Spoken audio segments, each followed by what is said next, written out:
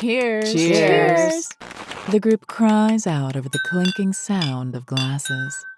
The toast lasts a full 3 minutes, as most of them are noticeably drunk. And those that aren't are pretty dizzy at the least. Josh keeps bringing his glass close to the others, wanting to repeat the gesture. His drowsy smile, extending from ear to ear, makes him look like a sloth. Marina scans the room and her guests with her blurry vision. Her friends are nothing more than stains against the scene that is her living room. Seeing them so happy, free from the academic duties of college, erases any doubt she had about inviting them to her summer home. This place is great, says Jennifer, letting herself plop down into a beanbag. Her body lowers slowly into it, as if the beanbag were absorbing her. How come you never invited us here before, Mari? The others agreed, bringing up their own questions. Marina raises her hands, purses her lips, and whistles. None of that, she says loudly to quiet them down. Once her friends settle into a more comfortable yet expectant silence, she continues. My parents didn't want me throwing any wild parties during college. Now that we're graduating... The young woman shrugs. She wonders why she puts up with her friends. And if she'd locked the back door. Well, they couldn't say no when I asked. Sound logic, Josh comments, his words tumbling onto one another. That's why you majored in law, right? Her dad also has an important firm, Marcus says. He takes a long sip from his drink and watches Marina from over the brim of his glass. At the end of the day, no one can resist nepotism. That nepotism is paying for the expensive wine you're drinking, Marina barks back. Ungrateful bastard. Out of all the people in her friend group, she likes Marcus the least.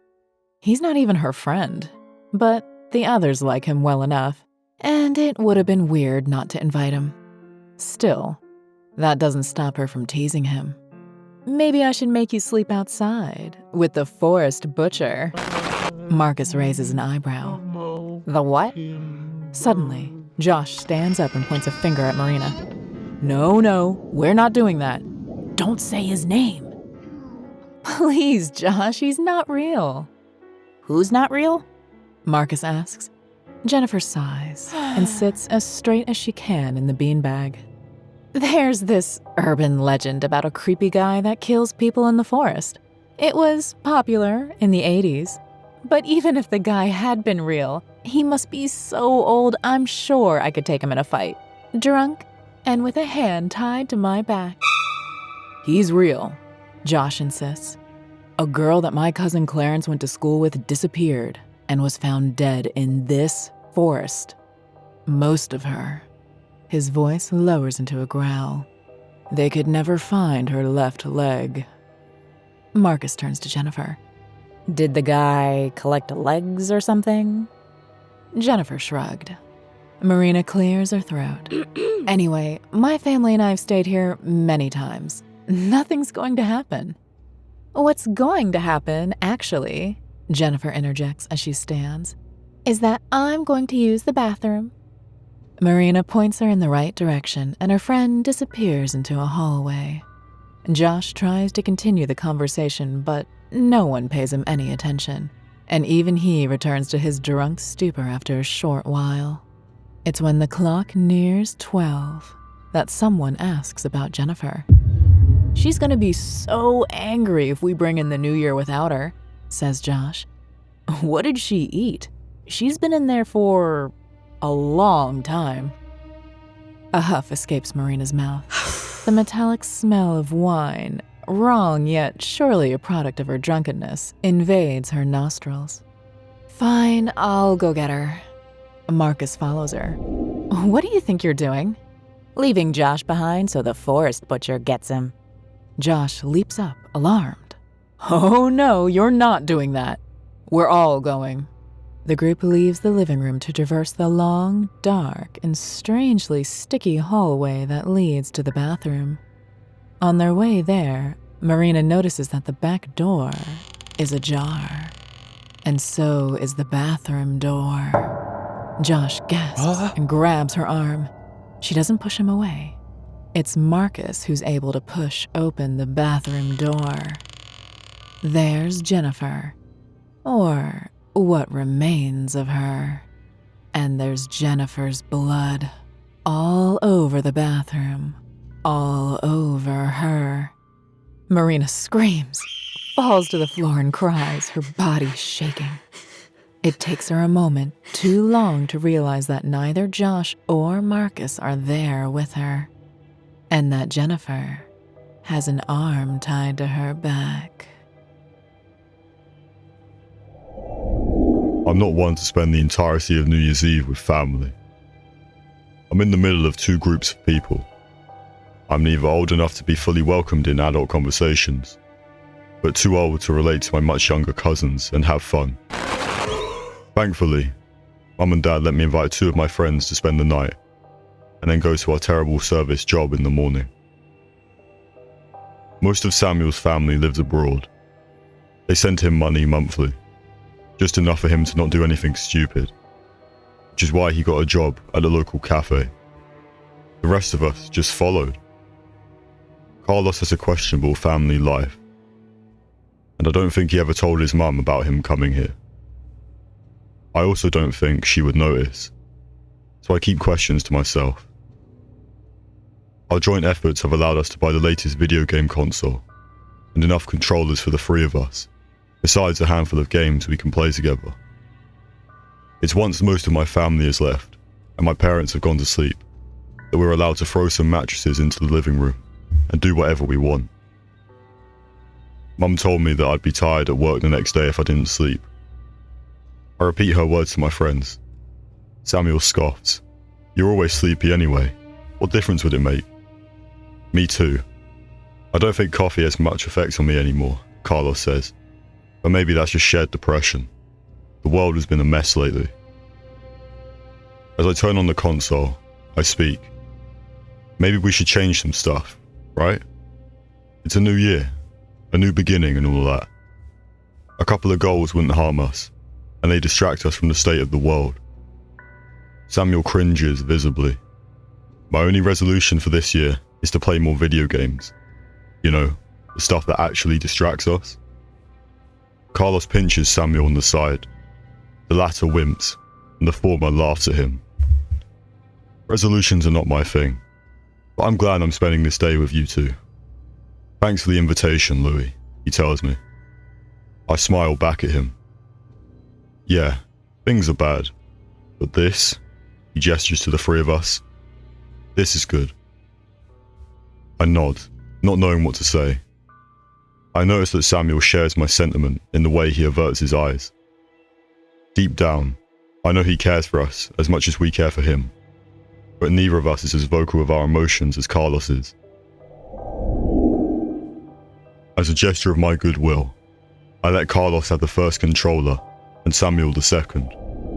They also get to choose what we played first. Minutes turn into hours, and soon we've gone through most of our video game catalogue. We're taking turns fighting each other in a fighting game, when I realise that I can't stop yawning. "Stop that," says Samuel, as he covers his mouth with a hand. He yawns behind it. It's contagious. I pinch him on the side and he whimpers again. "I'm going to bed. There's work tomorrow." "Boo," Carlos says without looking away from the screen. "It's still early. Don't be a killjoy yet." I pull out my phone from my pocket. It's almost 5 a.m. We gotta be there by 8. My friends keep complaining and I ignore them, having started to walk up the stairs to my room. "You can stay up all night for all I care. Just keep quiet." I hear the soft shuffling of covers and the press of a button. They must have turned the console off, I think, thankful that they're not going to wake up my parents with more noise. Then, my phone starts to ring loudly. Cursing my friends internally because it might be a prank from them, I answer it as fast as I can. "Hello?" I greet angrily. My feet have begun to turn on their heels to confront my friends. A voice I couldn't recognize replies, "Are you ready?" I see Samuel and Carlos lie down and get comfortable between the covers I've lent them for the night. Carlos waves at me. His hands are free, and so are Samuel's. Who is this?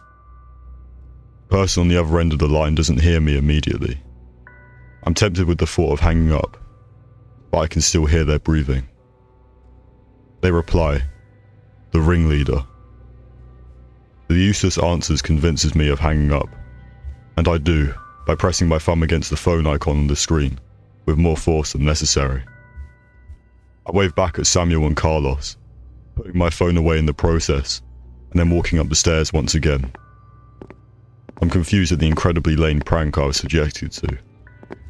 There was no point in it, and only made me curious about what it was supposed to mean in the end.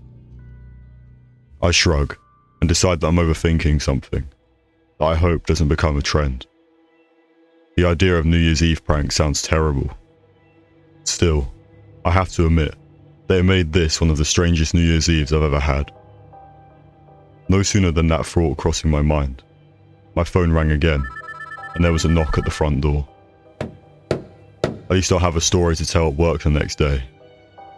Well, at least I hope so. Clarence pulls the icebox into the living room of the cabin. Patrick, Steve, and Lucas look at him from the couch. "You're taking too long," one of them says. Clarence is drunk enough to not know who. He gives the box one last pull and brings it close to the rest, who cheer in response. "I'll fix our project 5 minutes before the presentation to the production team. I drive you ungrateful butts here because none of you wanted to drive. And you're the only one with a car big enough for the 5 of us." Patrick interrupts him, beer in hand. Clarence continues, "I bring you ice because none of you want to get off the couch, and this is how you repay me?" The other 3 nod. "You're all unbelievable." His eyes scan the rest of the room, stopping for a second on the clock. It's barely past 11 o'clock. The year would soon come to an end, and they've chosen to celebrate the new year by renting a cabin in the middle of the woods. Clarence can't complain about being so far away from civilization, after months of fighting against endless lines of code with his team, and being surrounded by computers and server towers. Speaking of team, where's Ben? "Somewhere," is Steve's unhelpful answer. "Last I heard, he was trying to get in contact with Vince. There's so little signal here that I doubt he'll be able to." "Your lack of confidence astounds me," says a new voice from the kitchen. It's Ben. He's got his phone in his hand and is looking directly at Clarence. "How drunk are you? You think you could go over to the next town and pick up Vince?" Clarence is drunk enough to come back to reality only once he's behind the wheel and driving alone, in the middle of the night without a working GPS, and with a possibly outdated map in his glove compartment. He remembers the way back, so the first half of the trip happens in a comfortable blur. The GPS seems to connect here and there, but the images it offers don't coincide with the buildings that begin appearing on the horizon.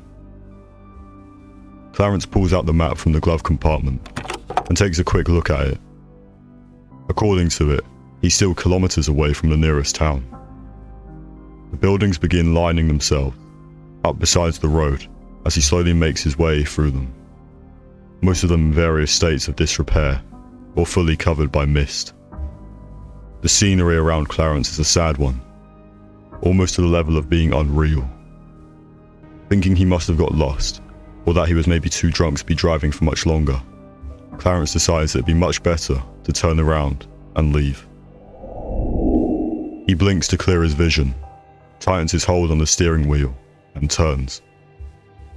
The way back is simple, but he can't shake the uncomfortable feeling from his back. His friends question him when he returns. "I swear it wasn't on the map or anything." Clarence finishes sharing his tale, describing the town to the best of his ability. "It appeared out of nowhere. I remember the way here, and we didn't pass by any abandoned towns." "Are you sure?" Lucas asks. "Maybe you're misremembering." Clarence's mouth hangs open, ready to refute, when the lights go out. Steve curses, and Patrick and Ben echo him. All of them take out their phones and use the flash as a sort of light. The group illuminates every corner they can, and someone mentions going to check the generator. No one offers themselves to the task. I already drove too drunk in the middle of the night, says Clarence. Someone grunts in response. What was that? Steve says. I heard something. A series of aggressive knocks shuts them up. Some come from the walls, some from the ceiling. Most come from the door, and the group slowly turns to it. Breathing deeply, Clarence walks closer to it and opens, revealing only empty space and the forest at night. There, Patrick screams, pointing at the windows. Strange shadows pass by them, and what sounds like many sets of footsteps running over dry branches and leaves can be heard. The group approach the nearest window. Patrick lights a particular point in the distance. The mist obscures most details, but the silhouette is clear enough for its presence to be undeniable. A shiver runs down Clarence's spine. There isn't supposed to be anyone but them around here. In this remote spot in the middle of nowhere, where the only way of getting here is by car. And yet, there's a person running across the cabin's yard. Clarence wonders if he ever locked his car doors.